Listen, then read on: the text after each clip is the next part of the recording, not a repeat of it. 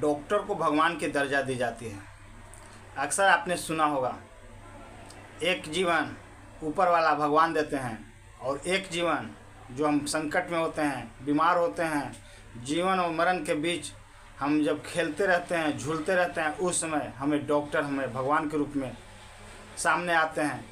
वो मसीहा ही तो होते हैं जो हमें मरने से बचा लेते हैं। हमारे एक से एक सर्जिकल ऑपरेशन करते हैं, जो क्रिटिकल ऑपरेशन रहता है, क्रिटिकल सिचुएशन रहता है, उस सब से निकाल कर हमें जीवन दान देते हैं। यानी बोला जाए तो भगवान तो एक बार हमें जन्म देकर भेज देते हैं, लेकिन जब जब हम बीमार पड़ते हैं, आप बीमार पड़ते हैं, दुनिया का कोई भी शख्स जब बीमार पड़ता है तो हॉस्पिटल की तरफ भागता है। वहाँ पर उसे एक सुरक्षा कवच के रूप में डॉक्टर, नर्स, कंपाउंडर और पूरा हॉस्पिटल प्रशासन खड़ा रहता है। लेकिन कभी कभी इन हॉस्पिटल में ऐसे ऐसे कारनामे हो जाते हैं जो हमें अंदर तक झकझोरते हैं, इंसानियत के नाम पर शर्मसार करते हैं और यह सोचने पर विवश कर देते हैं कि अब इंसानियत बचा है तो कहाँ बचा है। जिस रूप में हम भगवान मानते हैं डॉक्टर को, उनके स्टाफ या उनके द्वारा कभी कभी ऐसे कृत्य कर दिए जाते हैं जो इंसानियत को शर्मिंदगी महसूस कराते हैं, शर्मसार करते हैं। ऐसा ही एक घटना है।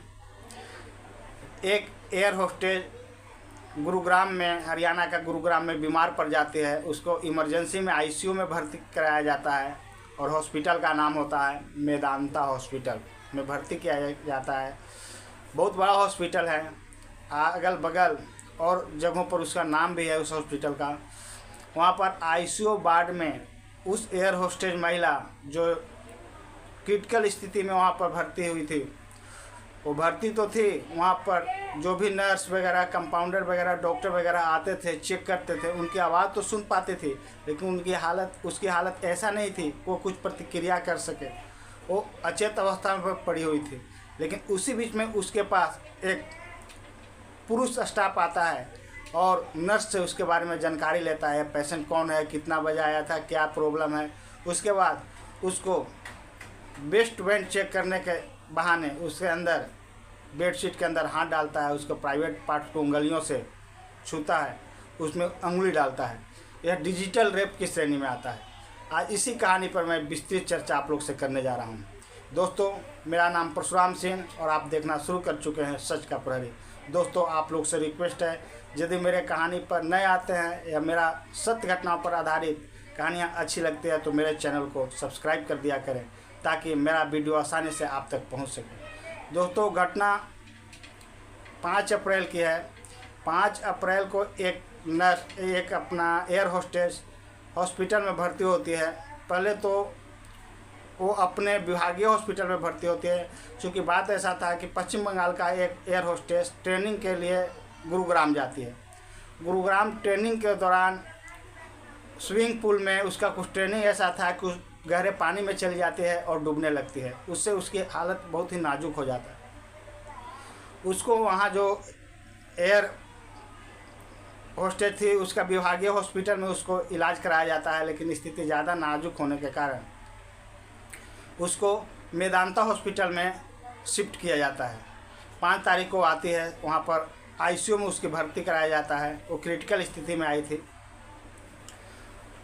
5 तारीख तो अच्छा से निकल जाता है। 6 तारीख को रात 9 बजे उसके पास 2 नर्स, ऐसे हमेशा वहाँ पर 2 नर्स रहते हैं। एक पेशेंट पर 2 नर्स की ड्यूटी रहती है जो हर पेशेंट को देखते रहते हैं, उनके बेडशीट चेंज करना, उनको किसी तरह का कुछ प्रॉब्लम हो तो चूँकि वहाँ उस जगह पर किसी अपनों को नहीं जाने दिया जाता है। यानी पेशेंट अकेले रहती है, उसके साथ उसका पूरा मेडिकल टीम रहता है। उसको अपना कोई भी ब्लड का रिश्ता वहाँ पर या कोई भी पहचान वाला, कुछ भी उसका सपोर्ट वाला अपना फैमिली वहाँ पर नहीं जा सकता, ऐसा उनका रूल होता है।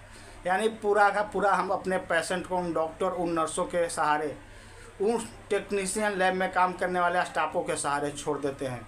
वही हमारे लिए भगवान होते हैं या कभी कभी वही हम लोग के लिए जमराज भी साबित होते हैं। वो कैसे मैं इस कहानी में समझाता हूँ। दोस्तों, वहाँ पर 2 नर्स लोग उस महिला एयर होस्टेज की देख रेख कर रही थी। उनके कपड़े चेंज करती है, उनके बेडशीट वगैरह चेंज करती है। उसके बाद एक स्टाफ चली जाती है। क्योंकि मैं यहाँ पर याद दिलाऊंगा, मैंने ये सब देखा है अपना आईसीयू वगैरह में, तो मैंने देखा है नर्स लोग की इतनी हार्ड ड्यूटी होती है कि वो 24-24 घंटा 36-36 घंटा लगातार काम करती है। यानी वो खुद अर्धमूर्छित स्थिति में रहती है, उनके आंख में नींद रहता है, वो परेशान रहती है, काम का लोड इतना उन लोग के ऊपर रहता है। तो वहाँ पर एक नर्स रुकती है, एक नर्स बेड वगैरह चेंज करके चली जाती है। इसी बीच में वहाँ पर एक पुरुष स्टाफ आता है। वो महिला नर्स जो होती है उससे उस पेशेंट के बारे में, जो एयर होस्टेज अर्धमूर्छित अवस्था में पड़ी हुई थी, उसके बारे में पूछता है। उस कब आई थी, क्या नाम है, क्या उम्र है, सारे चीज़ों उसके सामने बायोडाटा नर्स रख देती है। देखता है, देखने के बाद उसको वेस्ट बैंड का साइज पूछता है, यानी कमर में जो बंद होता है उसका साइज पूछता है। नर्स अभी कुछ बता ही पाती कि उसने अपने पेशेंट के दाहिने तरफ के बेडशीट हटाते हुए उसके अंदर हाथ डाल देता है और वेस्ट बैंड चेक करने के सहारे उसने धीरे धीरे उस एयर होस्टेज जो बीमार थी, आईसीयू में भर्ती थी, उसके साथ उसका सगा कोई नहीं था, और डॉक्टर ही उनके साथ सगा होते हैं और नर्स ही उनके सिस्टर होते हैं। वहाँ पर उस महिला के साथ उसको डिजिटल रेप किया जाता है। वो पुरुष इधर उधर टटोलने लगता है। उसके बाद उस महिला के प्राइवेट पार्ट्स में उंगली डालता है और उसको परेशान किया जाता है। उसको वहाँ पर क्रश किया जा रहा था, उसको डिजिटल रेप किया जा रहा था। महिला सब महसूस कर रही थी, हर एक आवाज़ को, हर एक लैंग्वेज को वह सुन रही थी, लेकिन उसके पास इतना हिम्मत नहीं था, उसके पास उतना ताकत नहीं था। वो अर्धमूर्छित अवस्था में थी, वो विरोध नहीं कर सकती थी। आईसीयू में भर्ती वाले हर पेशेंट के साथ ऐसा ही होता है। यदि आप कुछ बात करते हैं तो सुन तो पाते हैं, लेकिन वो बोल नहीं पाते। इनका वो स्थिति वैसा क्रिटिकल होता है। वो भी उसी के साथ उसी स्थिति में जूझ रही थी, और उस समय उसके पास मिनटों उसके साथ उसके प्राइवेट पार्ट्स के साथ बेडशीट के अंदर हाथ डालकर वो जो दुष्ट स्टाफ होता है, मेडिकल स्टाफ होता है, उस महिला के प्राइवेट पार्ट्सों के साथ अंगुली के साथ छेड़छाड़ करता है। इसी दौरान उसके प्राइवेट पार्ट्स में कुछ खरोच आ जाते हैं, जिसमें कुछ ब्लड भी निकलता है। जब वो ब्लड उसके बेडशीट में लगता है, इतना में वो चला जाता है। और उसके बाद जब दूसरा नर्स आती है तो उस दूसरे नर्स से पूछती है। एक नर्स, चूँकि मैं बताना चाहूँगा, वहीं पर खड़ी थी, लेकिन होता क्या है ना, वहाँ पर जो स्टाफ काम करने वाले होते हैं ना, वो एकदम फ्रेंडली जैसा व्यवहार करते हैं, एक दूसरे से ऐसा करते हैं। उनके आंखों में तो नींद रहता ही रहता है। वो चाहते हैं कि कोई हमारे पास आकर हमारा कुछ काम हल्का करे और मैं जाकर 2 मिनट आराम कर लूँ। ऐसे सिचुएशन में उन लोग काम करते हैं। एक रियलिटी है इस हॉस्पिटलों की, बड़े हॉस्पिटलों की, जो मैंने भी महसूस किया है। दोस्तों, वहाँ पर वो नर्स एक खड़ी रहती है, लेकिन वो पुरुष स्टाफ उस महिला के साथ मिनटों बेडशीट के अंदर हाथ डालकर उस औरत को बेस्ट बैंड चेक करने के सब बहाने टटोलते रहता है, उसको उंगली करता है और उसके साथ डिजिटल रेप करता है। वो बेचारी पेशेंट सब कुछ महसूस करने के बावजूद भी कुछ बोल नहीं पाती थी, कारण कि उसके पास उतनी ताकत नहीं रहती है। कोई भी पेशेंट अर्धमूर्छित अवस्था में रहता है, वो बोलने की स्थिति में, विरोध करने की स्थिति में नहीं रहता। दूसरा जब नर्स आता है तो दूसरे नर्स से पूछती है कि बेडशीट में ब्लड कैसे लगा, मैं तभी बेड चेक किया था। दूसरे नर्स बताती है कि हो सकता है मैडम को पीरियड आ गया होगा, इसके कारण ब्लड लगा। ये मामला यहाँ पर समाप्त हो जाती है। लेकिन जो पेशेंट है वो सब कुछ महसूस कर रही है, सुन रही थी। दोस्तों, इस तरह से गुजरते गुजरते 13 तारीख का दिन आता है और 13 तारीख को उस महिला एयर होस्टेज को डिस्चार्ज कर दी जाती है। इस दौरान वो बिल्कुल डरी सहमी थी। वो अपना कंप्लेन किसी को नहीं कर पाती है। उसको डर था, यदि मैं हॉस्पिटल के खिलाफ कुछ करूँगा, बाद में मेरे ही जान के दुश्मन ये लोग बन जाएंगे, कुछ ऐसा कर देंगे जो मेरे लिए नुकसानदायक साबित होगा। इसके लिए वो डर से कभी कोई कंप्लेन वगैरह नहीं की। 13 तारीख को उसको छुट्टी कर दी जाती है, डिस्चार्ज कर दी जाती है। वो अपने हस्बैंड के साथ अपने होटल आ जाती है। आने के बाद 14 तारीख को अपने हस्बैंड के साथ इस बात को शेयर करती है। दोनों फिर बातचीत करते हैं और 112 नंबर, जो पुलिस का हेल्पिंग नंबर होता है, उस पर वो डायल करते हैं और पुलिस आ जाती है। पुलिस को सारे बात बताती है। फिर उसके साथ वो जो 112 नंबर के दस्ता होते हैं, उनके साथ जाकर वहाँ पास के पुलिस स्टेशन में इन लोग कंप्लेन दर्ज करते हैं। कंप्लेन दर्ज कराने के बाद पुलिस सख्ते में आ जाती है। चूँकि हाई प्रोफाइल मामला था, एक एयर होस्टेज के साथ डिजिटल रेप का मामला था और एक बहुत बड़ा हॉस्पिटल में ऐसा घटित हुआ था, जहाँ पर हॉस्पिटल को लोग मंदिर के समान समझते हैं, जहाँ पर लोगों की जीवन बचाई जाती है। वहाँ पर काम करने वाले को भगवान का रूप दिया जाता है। उन लोग के द्वारा ही ऐसे एक महिला के साथ छेड़छाड़ किया जाता है, उनके अस्मत और इज्जत के साथ खिलवाड़ किया जाता है। पुलिस सख्ती से एक टीम बैठाती है, 8 टीमें बनाई जाती है। सीट का गठन किया जाता है, SIT का गठन की जाती है और 8 टीमें लगाई जाती है। उन 8 टीमों ने गहन जांच के दौरान 800 CCTV फुटेज को खंगालते हैं। वहाँ पर हॉस्पिटल प्रशासन से बात करते हैं।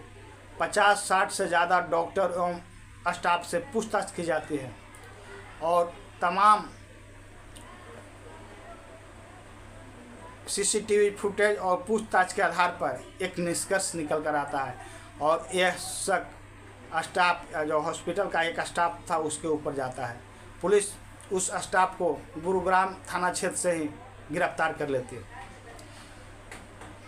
शुक्रवार 18 तारीख को दीपक कुमार नामक एक शख्स को पुलिस गिरफ्तार करती है। दीपक मशीन टेक्नीशियन के पद पर वहां पर तैनात था और घटना वाले समय में उस कक्ष में मौजूद था। CCTV में उसने पुलिस बार बार माइक्रो टेस्ट के जरिए उन्होंने ये निष्कर्ष निकाल लिया था, देख लिया था कि यहाँ पर एक जो दीपक नाम का लड़का है बार बार आगे पीछे कर रहा है, उसके इर्द गिर्द घूम रहा है वहाँ पर। फिर उसको उठाकर वहाँ से पुलिस पूछताछ करती है, तो जो कहानी निकलता है वो दिल को, रूह को कपा देने वाला होता है। दोस्तों, जो दीपक कुमार होता है मूल रूप से बिहार के मुजफ्फरपुर जिला का बधौली गांव के रहने वाला होता है। उसका उम्र 25 साल होता है और आज से 6 महीना पहले उस हॉस्पिटल में वो मशीन टेक्नीशियन के पद पर बहाल किया गया था और कार्य कर रहा था। उसके घर वालों को भी पुलिस सूचना देते हैं, उसका पिताजी भी आते हैं और सारे स्थिति सुनने के बाद बोलते हैं कि जो जैसा करेगा उसको ऐसा सज़ा मिलेगा। हमारा बेटा गलत किया है तो मैं ज़रूर आशा रखूँगा कि कानून उसको सख्त से सख्त सज़ा दे। दोस्तों, जब उस लड़का से बात किया गया और पूछा गया कि तुमने एक पेशेंट के साथ ऐसा क्या किया, तो बोलता है कि मेरी नीयत ख़राब हो गई। सोचिए कितना अफसोसजनक और दुर्भाग्यपूर्ण बात है हमारे समाज के लिए, हमारे देश के लिए, जहाँ पर कोई बीमार पड़ता है तो लोग भागे भागे हॉस्पिटल में जाते हैं। वहाँ पर उनके अपनों को अंदर नहीं जाने दिया जाता है। बोलते हैं डॉक्टर करेंगे जो करेंगे से, नर्स करेंगे जो करेंगे से, जो स्टाफ है वहाँ पर वो करेंगे से। वहाँ पर किसी महिला स्टाफ के साथ या किसी पुरुष स्टाफ के साथ इस तरह से हैवानियत और बर्बरता की जाती है। यह हमारे देश के लिए, हमारे समाज के लिए, हमारे पुलिस प्रशासन के लिए शर्म की बात है। और मैं गुजारिश करूंगा भारत सरकार से ऐसे मामलों पर सख्त एक्शन लेने की ज़रूरत है और ऐसे कानूनी कार्रवाई करने की ज़रूरत है कि ऐसे करने वालों को दिल सैकड़ों बार कभी गलत करने के लिए काँप उठे और करने की हिम्मत नहीं हो लोगों में। ऐसे गलत जघन्य अपराध होता है, ये अच्छा में होता है। दोस्तों, इस घटना से पूरा पुलिस प्रशासन सब हैरान हो जाता है। वहाँ पर जो भी था उस हॉस्पिटल की भी किरकिरी होती है। इस घटना के पीछे हॉस्पिटल पूरे सहयोग करता है प्रशासन को और तत्काल ये मामला आने के बाद उस स्टाफ को वो निकाल देता है। दोस्तों, इस तरह से मैं आपको बताना चाहूँगा इस घटना का उद्भेदन हो जाता है। यह अपने आप में अमानवीय और निंदनीय है। दोस्तों, आपका इस कहानी में क्या राय है? इस घटना के पीछे आपकी क्या राय है? कमेंट बॉक्स में ज़रूर लिखेंगे। आपका कमेंट का हमें इंतजार रहेगा। दोस्तों, यह कहानी सुनाने का उद्देश्य हमें किसी को परेशान करना नहीं है, किसी का दिल दुखाना नहीं है, बल्कि लोगों को जागरूक करना है, सचेत करना है। क्योंकि हम यदि सचेत रहेंगे, जागरूक रहेंगे तो यही हमारा बचाव है। दोस्तों, यदि मेरा स्टोरी जो सत्य घटनाओं पर आधारित रहता है अच्छा लगता है तो आपसे रिक्वेस्ट है मेरे चैनल को सब्सक्राइब किया करें, वीडियो को लाइक किया करें। इसी के साथ जय हिंद, जय भारत।